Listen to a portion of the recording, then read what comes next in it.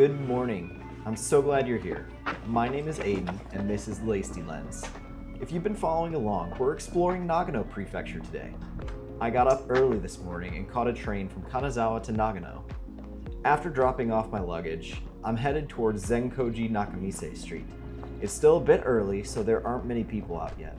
But the area is a bustling district that has shops and confectionaries right before we get to the famous Zenkoji Temple. The temple itself was founded in the 7th century and is considered one of Japan's most famous Buddhist temples. It is believed to contain one of Japan's oldest Buddhist statues, as well as over 100 statues that are all miniature Buddhas in varying sizes. Now, this large structure that we're walking up towards is actually called the Nyoman Gate. It signifies the first entrance into the temple grounds.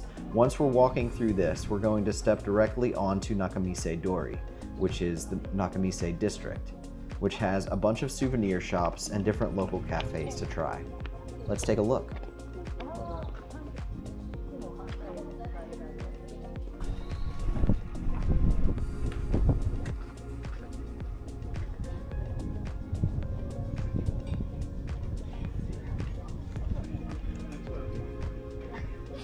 As I begin walking down the street, many sweet and savory smells fill the air. I have to stop at some of the shops and taste some of these local favorites. One of which is Nagano's comfort food called Oyaki. It's a buckwheat bun that can be cooked in various ways, and it usually has savory fillings. My favorite of which is actually mixed vegetables.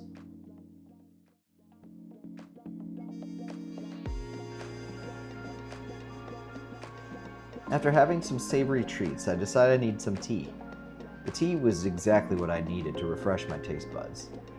While I was sitting at the tea shop, I learned that the temple is having a rare guest today.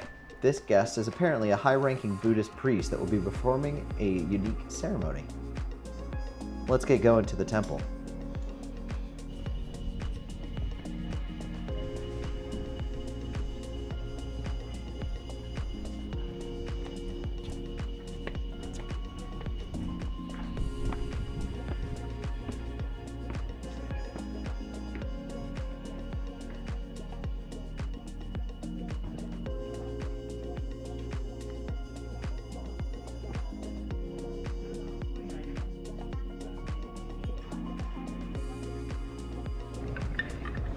Unfortunately, I wasn't allowed to film inside the temple, but the ceremony was interesting.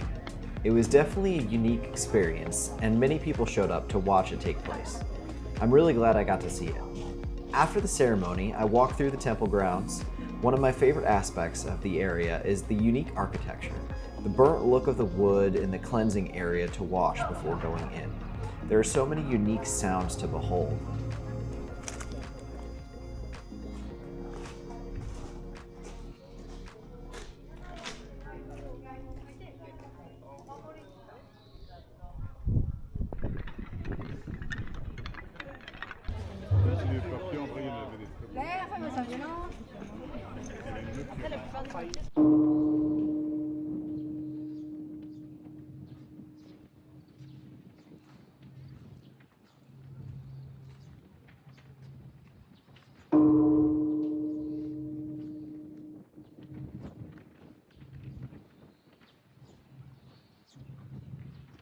After the festivities ended, I was feeling pretty hungry.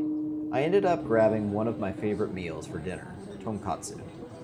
After that, I headed back to my hotel and got myself ready for more travel in the morning. It's day 2 in Nagano, and with that, a new day and a new adventure begins. I left Nagano City this morning, and I'm currently en route to Matsumoto City. Matsumoto City houses one of the most beautiful pieces of history. It's called Matsumoto Castle, also known as Crow Castle due to the dark black paint on the exterior. This castle is considered one of the oldest historic castles in Japan, and is often contrasted against Himeji Castle, which is in Himeji City, which has a bright white exterior. Can't wait to show it to you. The outer grounds of the castle are free to the public, and you can see the castle quite clearly from there. If you want to get access to go on site and pass the moat, you can actually spend 1,300 yen, or $8 USD, to get inside and go and explore.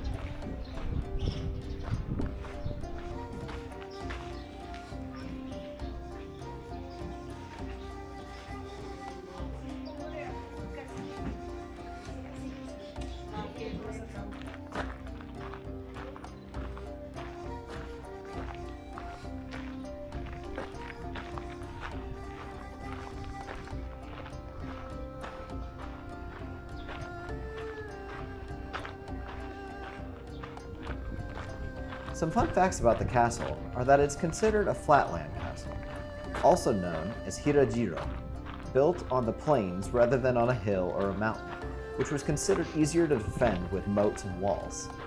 It is also one of 5 castles that Japan has declared to be a national treasure.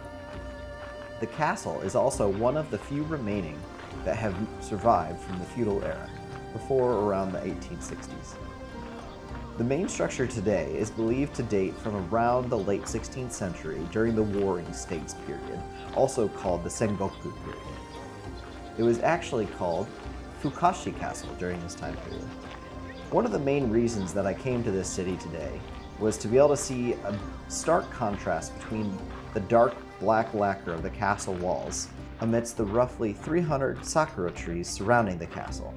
However, as you can see, none of these trees were in bloom anymore when I got there.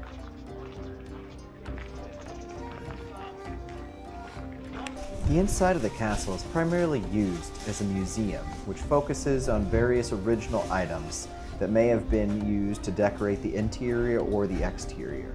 There were things like pistols and long guns and various other coins that may have been used throughout the period. The rooms were largely kept empty and showcased what each floor would have probably been used for when it was actually active.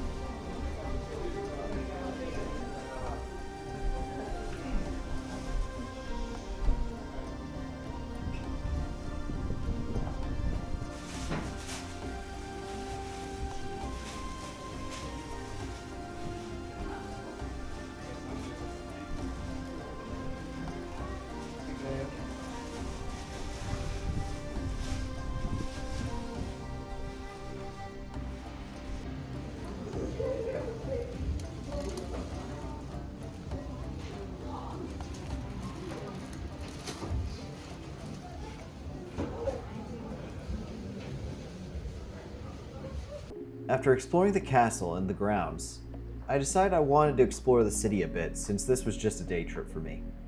So I strolled down the road and found myself following the sound of rushing water. The road I was on ended up following the path of a stream. I tell you what, there's nothing like being outside on a beautiful day, exploring nature and seeing what sights you can behold.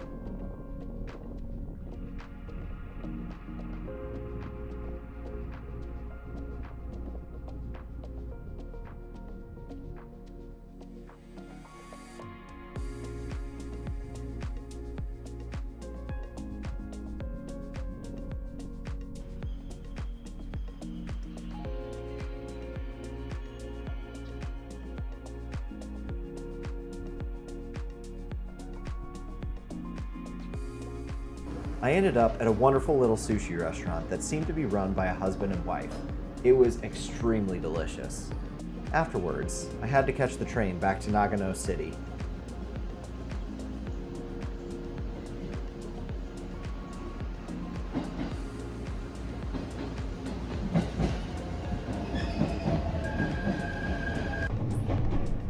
While I was on the train headed back to Nagano City, I finally got to see some Sakura trees that were fully in bloom. It wasn't exactly what I expected in Matsumoto City, but I'm so glad that I at least got to see them today.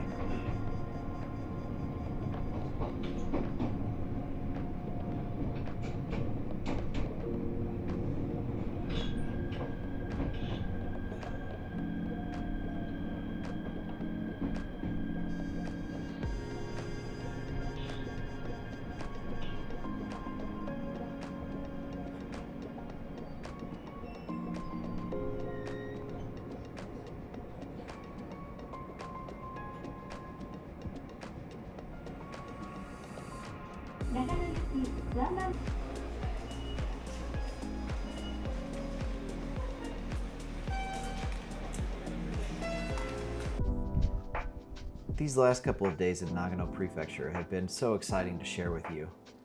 I really hope you enjoyed the sights so far, and I really look forward to taking you with me tomorrow. I'll see you soon!